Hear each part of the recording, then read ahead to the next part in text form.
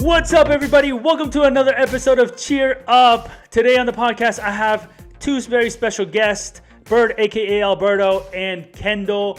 They're the host and co-host of MatTalk.TableTalk. We collabed today on this podcast, and they joined me here to talk about a very important topic that a lot of cheer parents and cheerleaders alike will be able to relate. And without further ado, here's the episode with Bird and Kendyl. What's up, everybody? Welcome to another episode of Cheer Up. Today, I have two special guests. This is a collaboration with another podcast from Charlotte, MatTalk.TableTalk, with, I know you've met Bird before, and Kendyl, the GM of Charlotte Allstars. So Yes, today sir. we're going to be talking about just different stuff, but one specific topic is when your child outgrows the gym you're currently at. So I have two of the best people that can talk about that today. Say hi, guys, to the podcast. Hello, everyone. I'm excited to be here. Yeah, I'm excited to be here. I know you guys have met Bird, but I'm just excited to get to know you guys and y'all to get to know us. And hopefully we'll be doing more of these as the time goes on. Yeah, I'm super excited to be back. Super excited to have Kendyl with me this time. My partner in crime with MatTalk.TableTalk, in the office, just everything. And super happy to do this again, but this time with Kendyl. Yeah. Awesome. Yeah, so I have that question. So we have that topic right now. We can definitely go off topic if you guys have questions from your audience, definitely. But I wanted to start with that. I wanted to start with, like, when your child outgrows a gym, let's say, and give me 1 second here because I have some questions for you guys. But when your child outgrows the gym, and let's just say a child is doing level 5 skills, tumbling, and advanced co-ed stunting, and the gym only goes to a level 3, right? Let's just say, for example, when do you make that move? Ooh, that's a tough one. That's one we see a lot kind of in our Charlotte area. We have a very few D1 big gyms in our area. We have a lot of small D2 gyms, especially with the change of the USASF verbiage for D1, D2. So if you're not familiar with that, D1 this year is 126 elite athletes. So like in our gym, we have elite, we have prep, we have half year novice, we also have fundamentals. So with that split this year, I really do see us even being a smaller population of D1 gyms. And so we do get a lot of different kids that move in. I challenge that question with any time your kid outgrows a gym, because it doesn't have to be skill-based either. It can also be just like attitude, coaches, not being on the same page with parents, different things like that. The sooner the better, in my opinion. I came from a longevity of staying with a program as long as possible. That's kind of like how you grew up. But now I'm starting to see more of the athletes and parents making decisions that are best for their kids long term.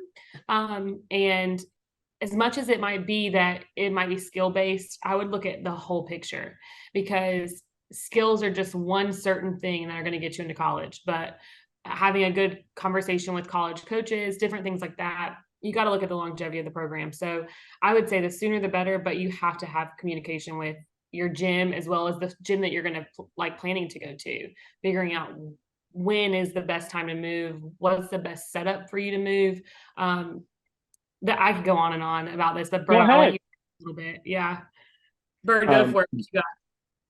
Yeah, pretty much Kendyl said it. And also it's definitely that communication piece, because I've known a couple kids that they sat down, or it's even the coaches at the gym brought the kid in and be like, listen, you're an amazing athlete. We don't go past this level, but we want to see you succeed. I think it's time that you branch off and you start looking at a gym that has your level. And those are the type of gyms that they truly care for the kid, and they know that, okay, yeah, this kid really is they're going to outgrow the little fish in a big pond. Now they're the big fish in a little pond, and they need to find a new one. So definitely the communication piece is the best thing you can have when it comes to that type of situation. Yeah, I think skill-based is kind of the easiest conversation to have because it's factual. I do feel like we had some instances over the last 10 years of being with Charlotte All-Stars where a kid fell into a certain age range. Like let's go with like a youth 5 or a junior 5. You know what I mean? Like those are very rare, very small divisions nationwide. And if a kid's falling into that mix and I know a gym down the road has that division, I might literally call the parent in and say, this is where she's falling. Our gym's not offering that division this season. You know, I want to let you know, like we agree that this is where she should be or he should be, you know, and kind of play off the parent of what they want. In some of those scenarios, we've had athletes stay at our gym because they love us and want to be with us. And in that, what we'll do is we'll set up plans for that athlete to continue to grow, whether it's tumbling or stunting at the higher level. And I've seen more leadership out of those kids than I have the kids that, you know, just jump to the next gym, because what they do is they don't build a reputation with that gym that they're on. So I have a kid that stayed with me all the years, and every year she would age up to the next level, junior 4, senior 5-ish. The world's division constantly changed on her. And so she could never make it to our world's program because she fell into that age range where she was the level down. And every year I had conversations with her parents. And I think what it ended up doing is building the trust between us. And now that kid is a leader on our world's team, and she's been in our program for as long as I can remember. On the flip side of that, if an athlete is at a different level and they need to move on, if the coaches aren't communicating that, I think that's where the parents don't build the trust anymore. And so why would that parent stay with your gym if you're not the one having the conversations? Hey, I know that they're throwing X, Y, and Z. I'm going to provide you with a level 5 or 6 tumbling class to make sure that she's keeping those skills up to par. Hey, that's going to be free of charge on us, or it's going to be at a really low discounted rate. That's where parents kind of jump ship, I think, is that relationship is not formed strong enough for them to actually trust that you're looking out for their kid outside of this team winning that and this team needs a base on that and whatever else. So I would say if those conversations are not being had, it's time for you to find a different home. Right. And I think it's important what you said, like the communication between the parent and either the gym owner or the GM, whoever's in charge, because that, if you don't have the communication with the parent, there's no way that the parent can trust you, or there's no way that the parent, like, you guys got to be open. You know what I mean? If a gym is not open and does not talk to the parent, it's hard for the parent to even like kind of trust you if you're saying to them, you know what, we can hold on to her one more year, her or him with one more year because they need this and this and that. You know, they're not there constantly. You guys are. So if the gym is not open, you know, I think that's very important. I do too. You know, and then on the flip side of that, like I mentioned earlier, even take out the skills. The second that there is a doubt in your mind about the gym that you're at, there should be a conversation. We have written in our contract, technically a 24-hour rule. And I had that in place mainly for our coaches who have families outside of their, you know, coaching life. You know, me and Bird I'm married, Bird's single. I have dog kids and Bird has cheer kids, you know, so we are a little bit more open to talking at different hours of the day. But I have a 45-minute drive from work to my house. And I open up our season with, hey, if you're within that 45 minutes, I will gladly talk to you, whether it's 11:15 and it's almost midnight, or if it's 9 o'clock and I'm going home and it's only 9:45, like I will talk with you. But you got to call and be respectful. Obviously, there are times where somebody calls and both of us maybe get heated and I'm like, we're going to table this conversation for tomorrow, you know, but in most circumstances, I'll get a call within that 45 minutes and we can talk it out before I get home. And because we're having that instant conversation and not just going to bed like, I wonder if she really meant to yell at my kid today. And I wonder if he really meant what he said today. That doubt kind of gets shut down right away. And so I think no matter what, whether it's you don't trust that coach or you don't know them that well, you haven't seen their tone, you haven't seen the accountability on all aspects of every single athlete, you got to communicate. And what I see majority of the time is the parents that communicate, I can get on that kid really bad, like really hard, not bad, but I can get on them really hard. You know what I mean? Like I can stay on them and kind of ride them and compliment them when deserved. And that parent trusts me fully. The parents that don't communicate or wait until the absolute last minute, that relationship is destroyed before I even knew there was a problem. And so in that case, like you're doing us a favor by leaving our gym, you know, and I don't mean that in a bad way. I just mean it like, if you're going to be in our gym and not come to the person that you have like the communication issues with or the trust issues, fill in the blank, if you're not going to bring it up, then we can't fix it or solve it or do anything. And then we're left like, I don't know why they left. And so, yeah, I just skills, trust, lack of communication, like in every one of our emails, Bird, you can, you know, justify the end of it. We put like any questions, concerns, comments, please don't hesitate to reach out because we really do mean it. And I see so many gyms that don't want to have the conversation or they're afraid of whatever the outcome would be. And it's like, I don't care if you're D1 or D2. I don't care if you've got 10 kids or you have, you know, 10,000 kids. You got to communicate because no matter if you drop one number, it's still better for your gym in the long term to make sure you have a community that trusts you and a culture that trusts each other. I agree. Yeah. Bird, as your perspective as a Kendall, are you a coach as well besides being a GM? Yeah. Okay. So, but you handle more like the administrative, or do you also coach a team right now, or? Yeah. So right now I coach our U3 Crush. They're near and dear to my heart, but like I really am on the floor. Last night I was helping coach our junior 2, UV ultraviolet. So I really am kind of all over the place with them, but my number one team that I deal with is Crush. Okay. And then I handle all like administrative stuff. So I sit in on a lot of parent meetings with Bird or whoever needs it. I'll be that third person, that third party to kind of help facilitate that conversation. Because I also wanted to see Bird's perspective as far as that communication side, as you being a coach, because I thought you were just the GM. I didn't know you had a team too. So I'm sorry for that. No, don't worry. I wanted to also get your perspective on as that communication side, and like also when a parent doesn't communicate, that also trickles down to the athlete not communicating and being kind of shut down, because you know everything we talk at home gets passed on to the athlete, and then the athlete also doesn't communicate. Have you had instances with parents like that don't communicate and athletes the same? I have, but then I try to shut that down immediately and try to get straight to the source, because some parents like to use their kid as like, not use, but it's like the middleman. So like they'll say, oh, tell this to your coach, and then we get it. And then I don't like not knowing like who does this kid belong to, because at cheer competitions majority of the time, or at like events, that's when we actually get to meet these parents, because a lot of the time the parents just drop off the kid, they come in, and I want to put a face to a parent. So for instances like that, I've had some in the past like that where I've never met the parent, never seen them, and I just keep getting everything through the kid. And it kind of does frustrate me a little bit because the communication piece is really big.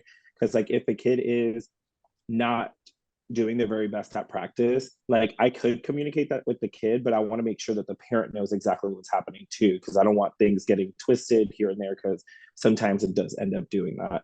So, but that's when communication, that's when I feel what Kendall was saying, everything kind of like gets messed up in a way, and that's when people like start wanting to leave, you know, because there's no that communication with the parent. Go ahead, sorry.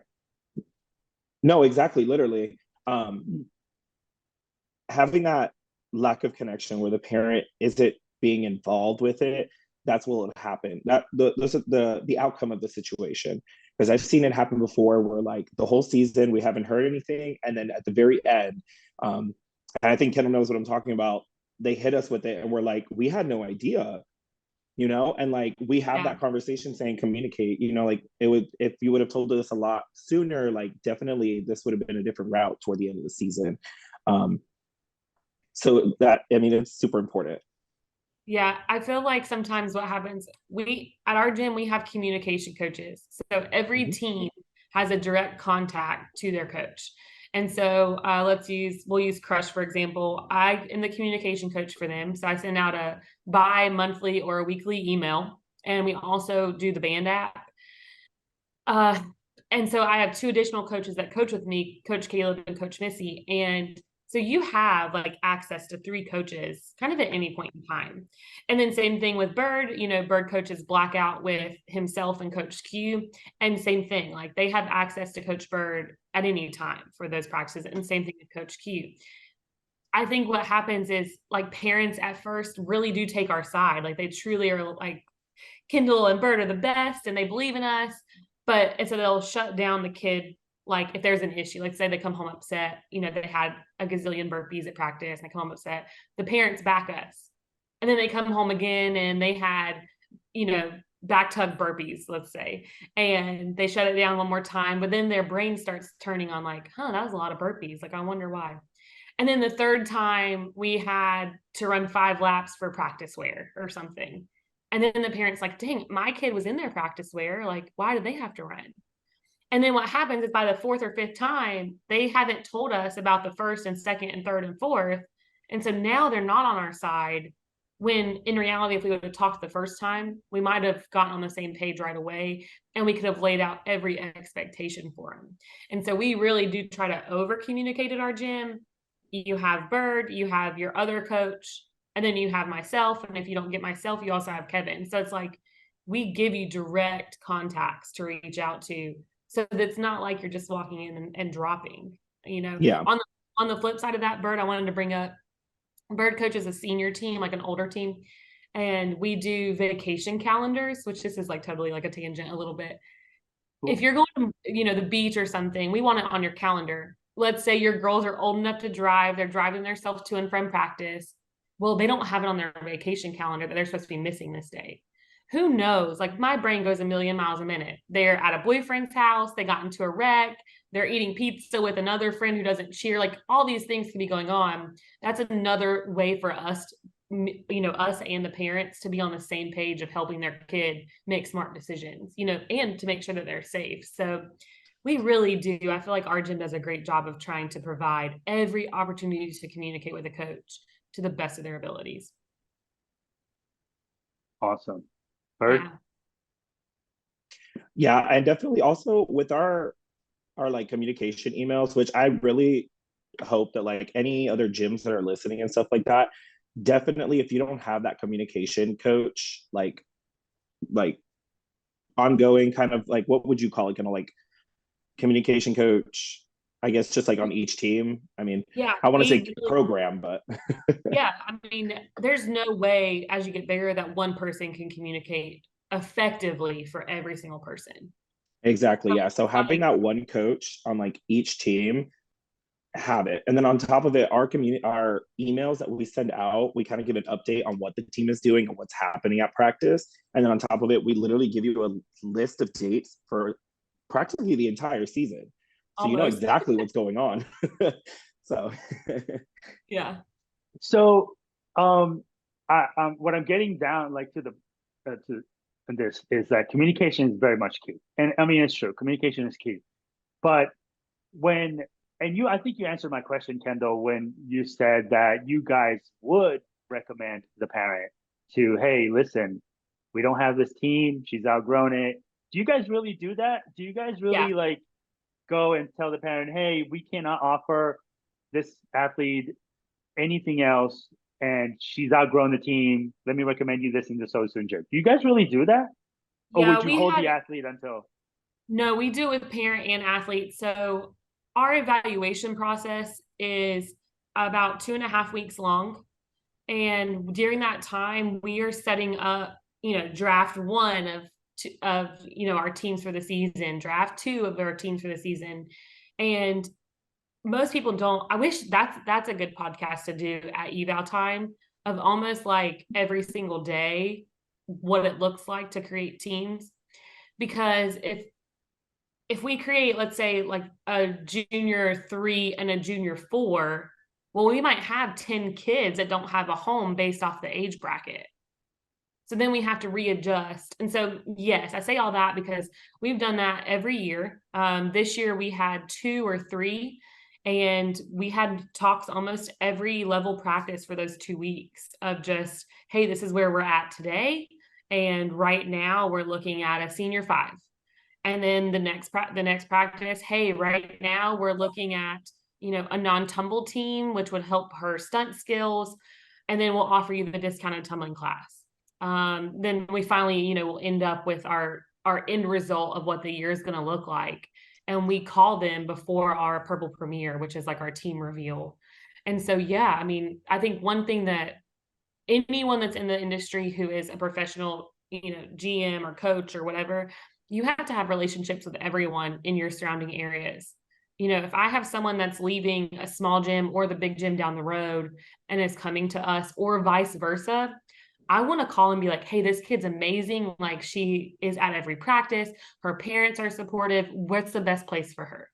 Because if not, then what are we doing to keep kids in the sport? They're just going to quit because we've talked trash about the gym down the road. Like, that's not good for the industry. And so, yeah, we do have those talks. We want what's best for each kid. And if we can't provide it, then we can't provide it. And there's nothing wrong with that. We'll do everything we can in the future to provide it. But this year it just didn't work out. It's not just what Charlotte Allstars wants. It's about the kids that come in the door and the families that come in the door and what skills those kids have for us to be able to offer it. It's not just like we're going to fill a team to put a team in that division, which some gyms do that. But I don't think that's what's best for every athlete. I think that really setting kids up for success is looking at their skills, looking at their dedication to the sport, and then figuring out what your year looks like. So that's just our take on it.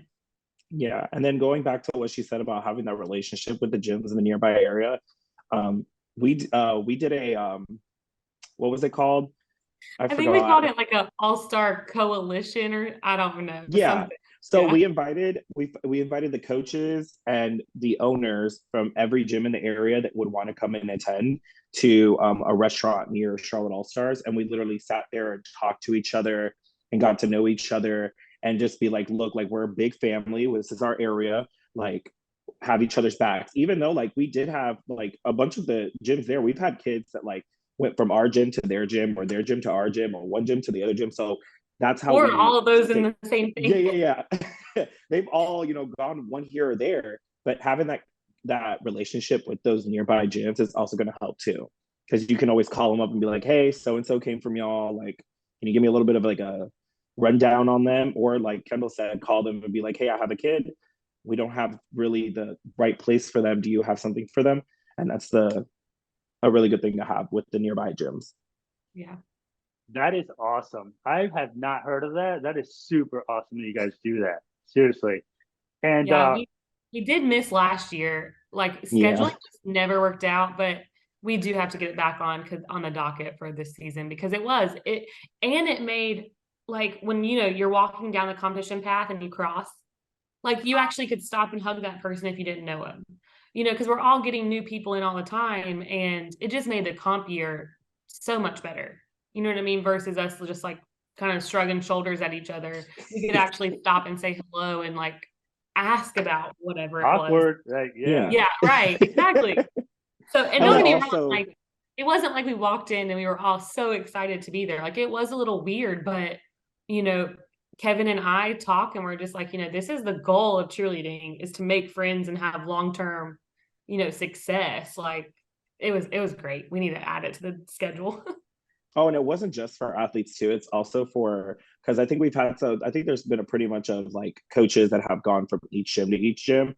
And it is good to know why they left one gym to go to another. So that was also another really good thing too we did.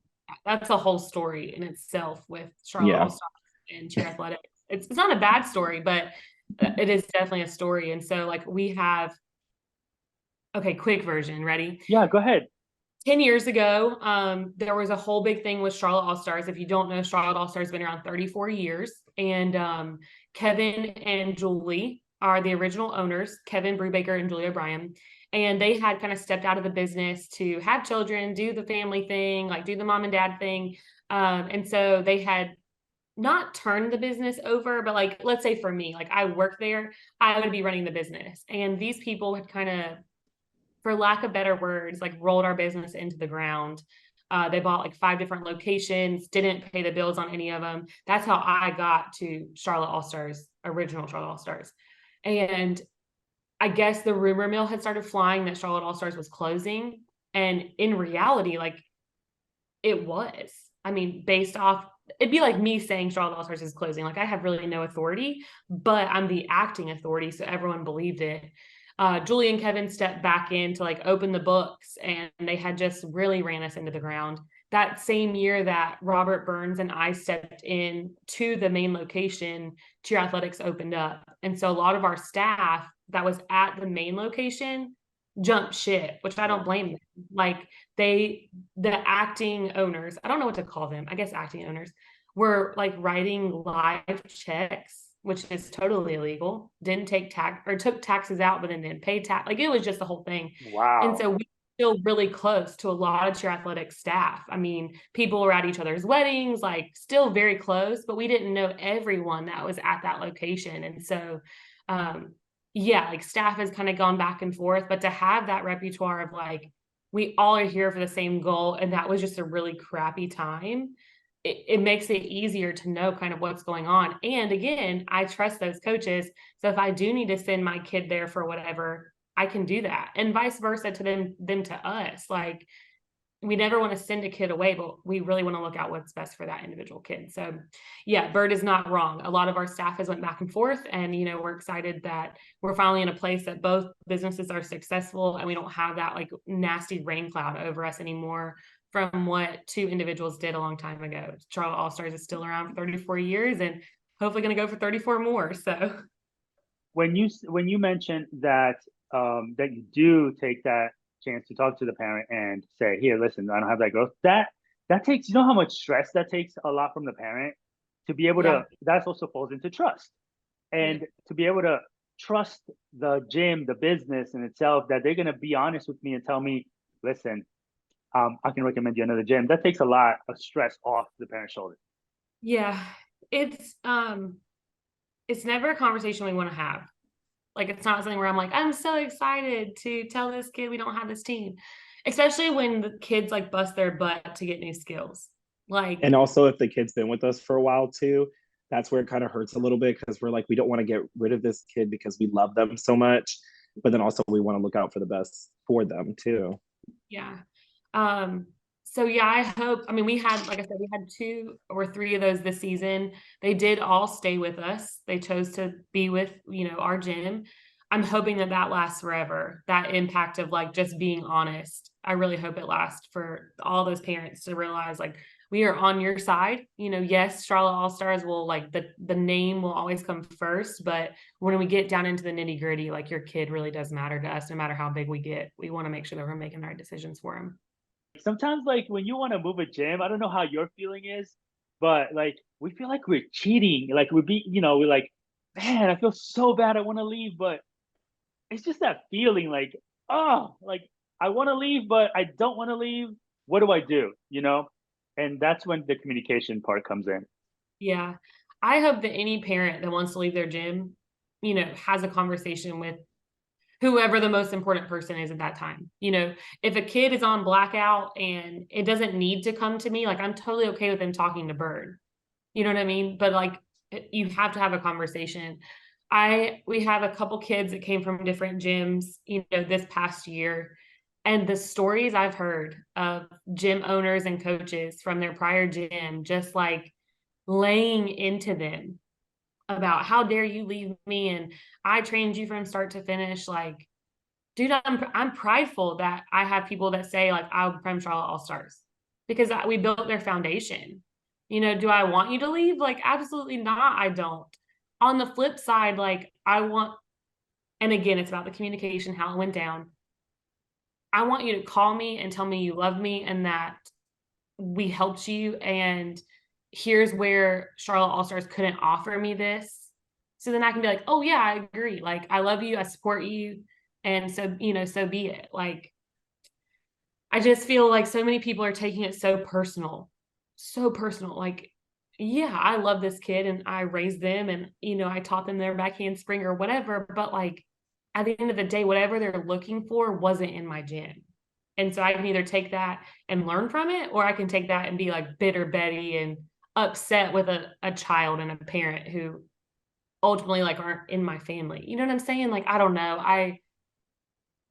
And don't get me wrong, I've been bitter a lot. Like, I'm sure that if this is coming from a different place now, like, I don't want kids to leave, but can I not still love them and support them? Like, Exactly. Yeah. quick story. I have a kid. They went to a different gym, had a conversation almost all year about leaving, like about what their plans were. This kid graduated. They went to UNC Chapel Hill. I don't know if you know, but UNC Chapel Hill had an active shooter last week. And No, yeah, I did not know well, that. I'm not really sure. It was a shooter for sure. But long story short, like, I didn't leave that relationship just so mad. So I texted the kid, "Hey, are you okay? Like, are you good? What's going on?" And they were barricading doors. Like, so am I just going to sit here in my living room and watch the news and be like, "Oh man, I wish that wouldn't have turned out that way. Like, I wonder how they're doing." Or am I going to like be the bigger person and like text that kid and make sure they're okay? You know, that's the kind of lifelong impact. Do I want to win Worlds and Summit and NCA and name it all? Yeah. But like at the end of the day, like I want these kids to know like I support you and I love you and I want to watch you grow and be successful. So yeah, I'm tired of seeing gyms just like literally turn kids away and never speak to them again. We pour too much into this to do that, in my opinion. Yeah. Yeah, she's 100% right.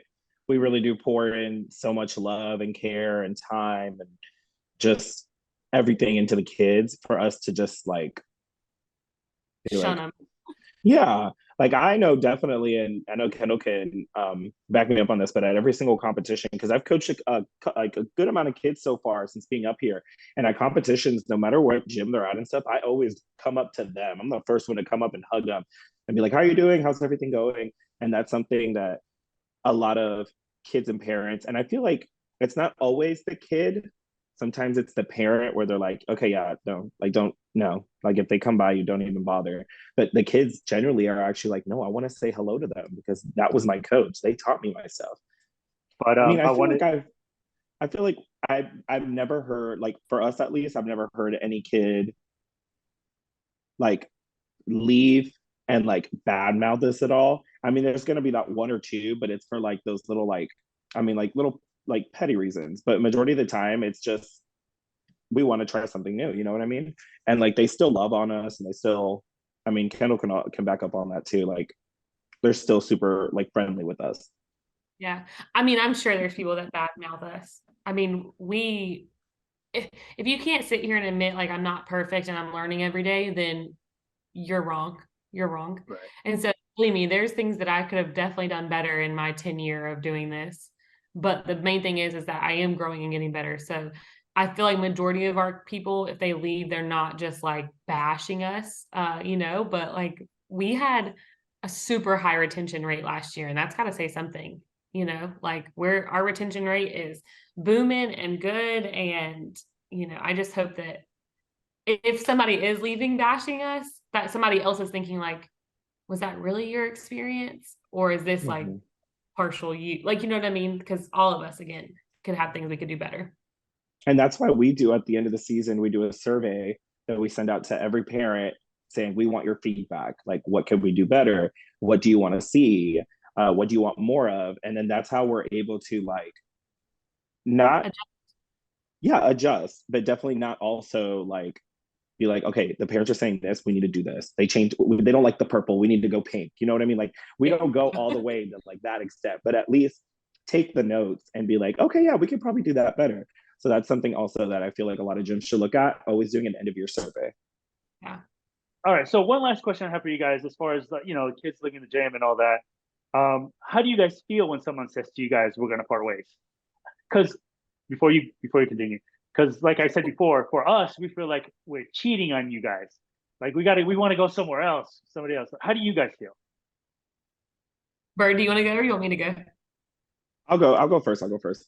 Um, One, I definitely am, and Kendall knows this, I'm very sentimental when it comes to the kids and stuff like that. So for me, the first instinct I'm going to be is very heartbroken and really sad about it.